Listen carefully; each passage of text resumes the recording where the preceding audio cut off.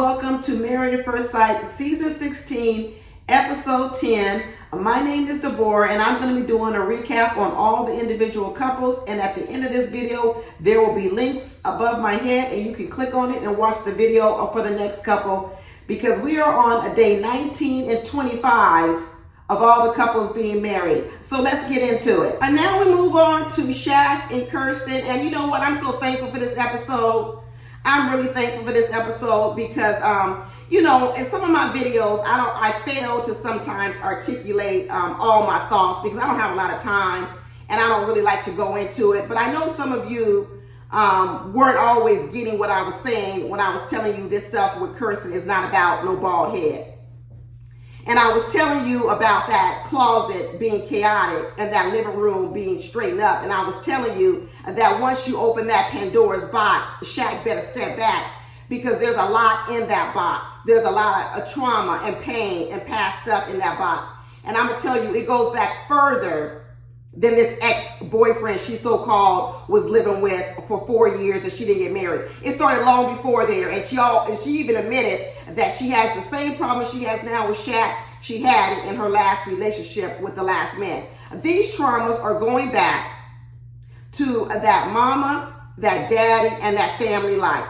I don't know what's there because she doesn't open up her mouth. She carries the burden around with her, and the burden is heavy. And like I said last week, I've really gone over to the next phase with Kirsten, and I really do feel sorry with her. She's on the after party this week, along with Jasmine and Gina.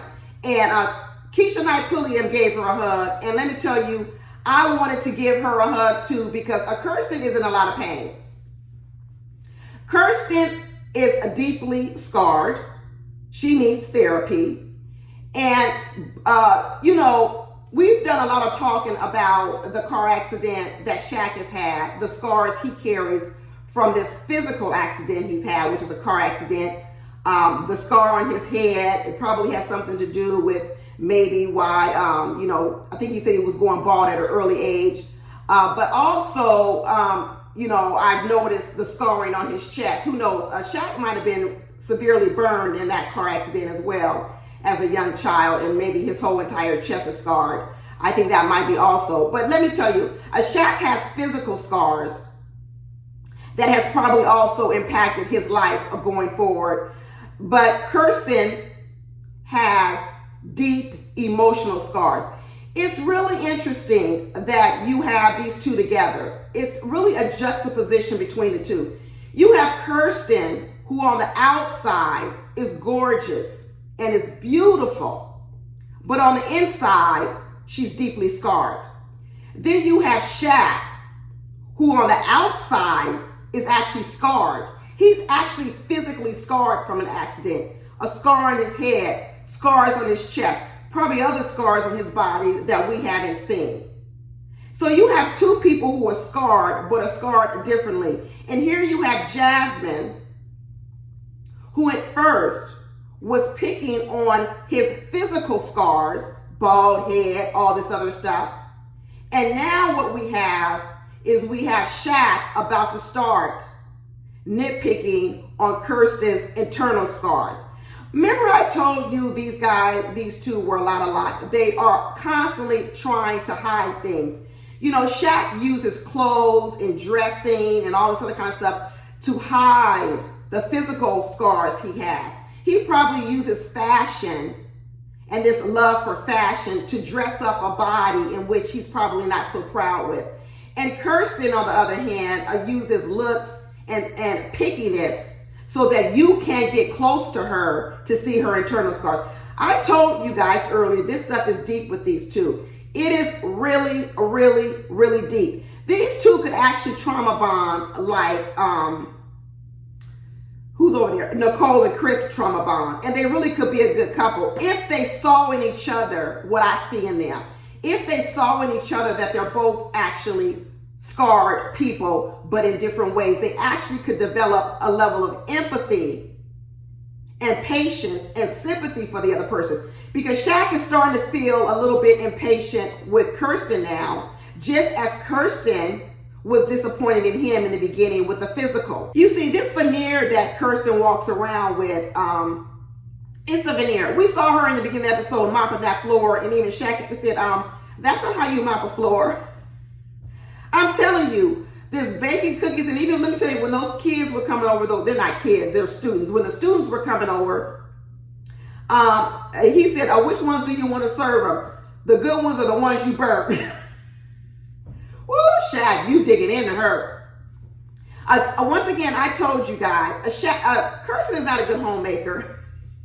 She's not a good homemaker. She's not a good decorator. She's not a good homemaker. She don't know how to cook. She doesn't know how to clean. She went over there and bought 4 pizzas for the people to come, for the boys to come. At that housewarming party, she bought some food. She didn't make one dish. I'm not saying things wrong with it. I'm not saying she's busy, may not have time to cook. I don't know, but I'm telling you, all that baking cookies for the housewarming, it's a veneer. It's a show. It's to appear on the outside one way, but on the inside, she's a mess. She's chaotic. And let me tell you, she had a full-on breakdown on the after party.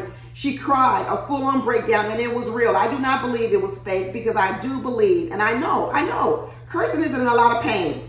Kirsten is in a lot of emotional pain. And until she's ready to confront it, she's going to have problems, because all this pickiness that Kirsten leads with, this is what she leads with. This is so you focus on yourself and try to make yourself better, because she picks on you.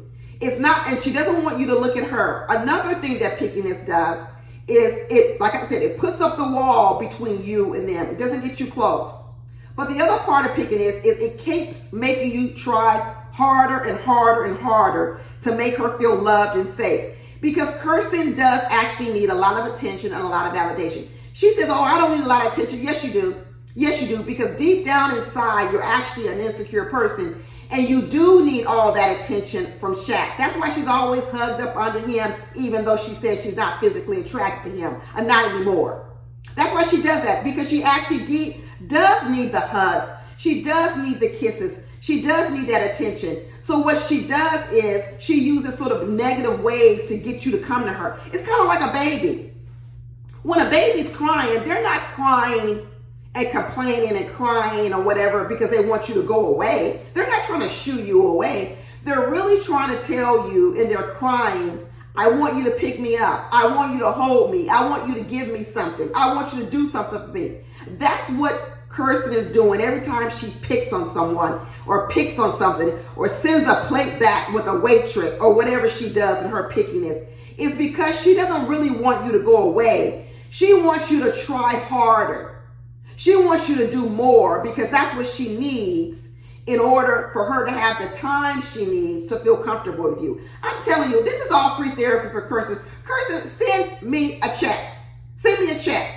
Because I'm telling you, girl, whatever happens on this show, go and get a therapist. This is not a put down. This is because I want to set you free. I want you to be free out here in this world because right now you are not free. You are bound and tied up and knotted up by whatever it is in your childhood. I don't know what it is because she don't open her mouth. Even when they were sitting there on that couch and Shaq was like, say something, tell me something. He started bullying her a little bit and badgering her. He started saying, tell me something, tell me something. Nothing could come out of her mouth. She was about to burst in tears then because it's all stuck right here in that throat of hers. It's all right here. She's scared to let it out. She's scared to show you all the monsters and all the trauma that has been in her life all her years. Who knows what these stories are that Kirsten has to tell? Who knows? Maybe she shouldn't be telling them here on Married at First Sight. Maybe they are too deep that she needs to tell them somewhere else. I don't know. Nicole told her story about being burned by a cigarette. Let me tell you, if anybody's out here being a slave and bound by these stories from their childhood, let me tell you, don't let them rule you no more. Don't let the devil control you like that. That's the devil. That's the devil trying to keep you in torment where the devil is telling you, if you let this out, if you tell this story, it's going to be worse than you living in torment now. That's a lie. The devil is a lie. I'm going to call him out right now for Kirsten. The devil is a lie. The devil that's got you bound up like this who's told you you can't tell your truth, who's told you you can't let this pain out, who told you you can't share what has traumatized you so much.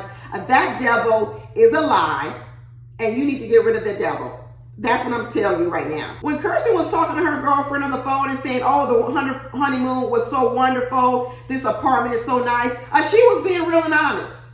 She was being real and honest. I know some people might think, oh, she's faking it. No, she's not. She's being real and honest because actually she enjoys the company of Shaq. She enjoys the attention of Shaq. She enjoyed that honeymoon. She enjoys this apartment that's got furniture in it and some pictures on the wall when her apartment is a blank, like it's a hold-up safe house from an FBI informant.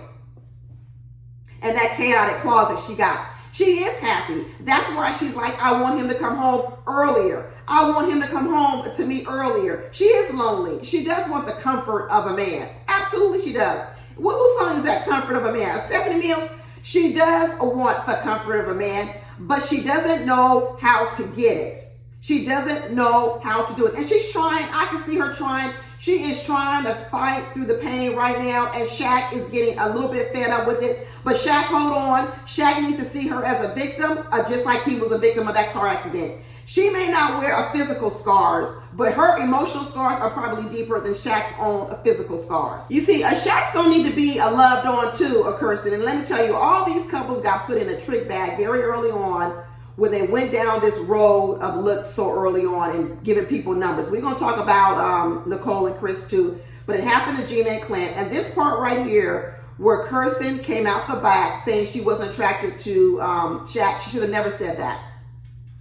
She should have never said it. She should have held her tongue. It was the same thing that Mitch did last year. And I hope any couple watching these episodes, they learn, don't do it. I don't care what the producers ask you. I don't care what trap the producers trap you in with saying, what rating do you give them? You bet a lot of those producers if you really want your marriage to work. Because when you talk about your spouse physically so early in the relationship, it's hard for them to get over it. And Shaq right now is having a hard time getting over the fact that Kirsten so-called wasn't physically attracted to him in the beginning, when the reality of it was never about his bald head. It was always about her.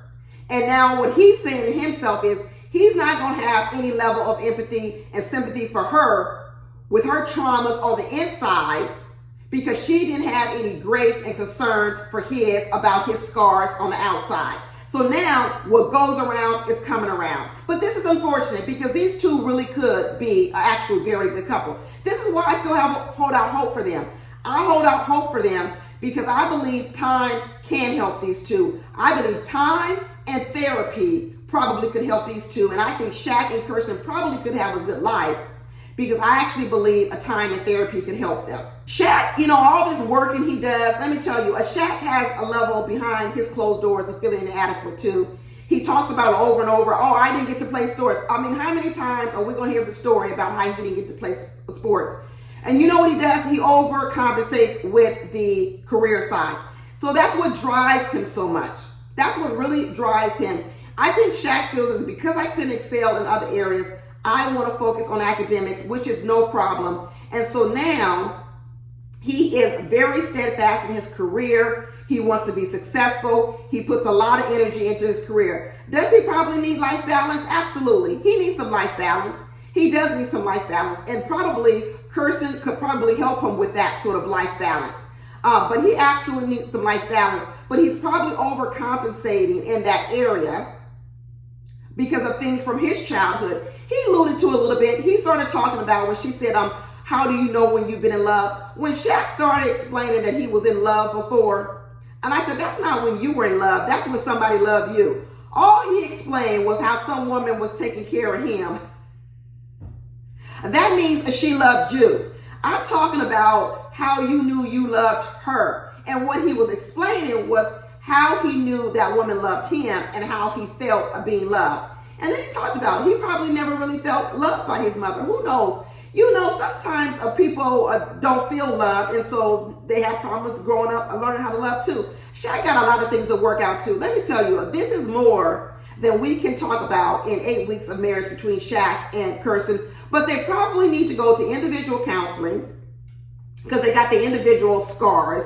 And they also need to go to couples counseling. But I think if they did that, I actually think this couple could be successful. I really do. But I even though Shaq is getting tired, I don't think he's going to give up on her. Because just like he brought those students home, because Shaq brought those students home because one, that's something Shaq is proud of. Shaq loves to show out in front of Kirsten. He loves to show Kirsten a look at me, a look at me. That's why he took Kirsten to that little seminar thing before the honeymoon. You gonna come here with me so you can see me in action, and I can show you around to all my colleagues. Now he brings his students over and say, come on home, I want you to show you this fine wife I got. Shaq was like, let me bring you on over to my house and show you a fine wife I got. She may serve you some burnt cookies and some pizza, but she's fine as hell. And that's important to Shaq. That is important to Shaq, because let me tell you, when he knows he's got physical scars, but he's got a dime piece sitting next to him, what they say? What if you're not rich? What's the next best thing? Having a rich friend. Having a rich friend. When you think you may have physical scars and may not necessarily be the most attractive out there, guess what works even better? Having a dime piece next to me. Shaq's not going to give up on Kirsten yet. He is not going to give up on her yet, and he shouldn't. And this whole plant scene where they was going to look at these plants and they couldn't decide on what plant to get, and every time Kirsten said this plant, Shaq said no, this plant. She said this plant. Shaq said no, this plant. I was like, good Lord. Kirsten don't give a damn about these plants, Shaq. Get whatever plant you want. When he says, oh, which one do you like? She says, I like this one because the leaves are bigger. He goes, oh, that's why I like the other one, because the leaves are smaller. It's room for more growth. Then get the damn plants you want. I don't care. Kirsten is like Chris was last week with Nicole. I really could care less. Get whatever the hell you want to get, because I could care less, because I'm not going to water this plant anyway. Did you see any plants in my apartment? Did you see any pictures on the wall? Did you see anything in my house that made you think I'm going to be the one watering and nurturing this plant? No. So get whatever plant you want to get. But Kirsten couldn't say it. Kirsten couldn't say it at all. That scene was hard to watch. But Kirsten said, let me go ahead and plan this spotcation with you. You know, come put your feet in this hot water. Let me rub your head, rub your shoulders, you know, get you relaxed because you had a day at work. You know, that can't get, at least you're going to try. At least when you will come home, you have some fresh baked cookies smelling in the fresh baked cookies smelling in the house. You have a foot rub waiting and prepared for you. Shaq, you need that. You need that from Kirsten, and I believe Kirsten actually would do that. I do believe she would do that. And then what Kirsten's going to want in return is she's going to want some attention, some quality time, and some validation, because as beautiful as she is on the outside, she's insecure on the inside. And all of that bravado and pickiness that she has, where it's almost like, pickiness is like, I can reject you because I don't need you, when the truth is she really does need you, Shaq. She really does need you. So they're both going to have to do two things. Kirsten's going to have to learn how to open up her mouth, get in touch with her real feelings, being able to express herself. And that actually starts with expressing who she really is, her pain, her hurt, and how she got like this. And I don't want to hear no story of starting with this ex-boyfriend of hers for 4 years, because I'm telling you, it did not start 4 years ago. This goes back 20 years, if not more. Shaq was right. He was like, these walls are so tall with you, Kirsten. These walls are so tall. You right about that, Shaq. You better go rent you a bulldozer from Home Depot, because these walls are tall. It has nothing to do with bald heads, people. Nothing. Nothing at all. And I hope, even though I wasn't able to articulate myself well enough in my previous videos, I hope that this episode showed you all that this has nothing to do with Shaq's bald head. Anyway, that's it, y'all. Please watch my other videos, and I will talk to you later. Okay, bye.